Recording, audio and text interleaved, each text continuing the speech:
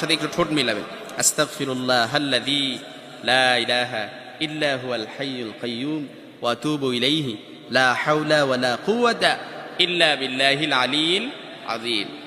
এবার বলেন তো দেখি কেউ আছেন কিনা যে একটু হাত তোলেন যে হুজুর এই দোয়াটা পারি না, এরকম কেউ আছেন?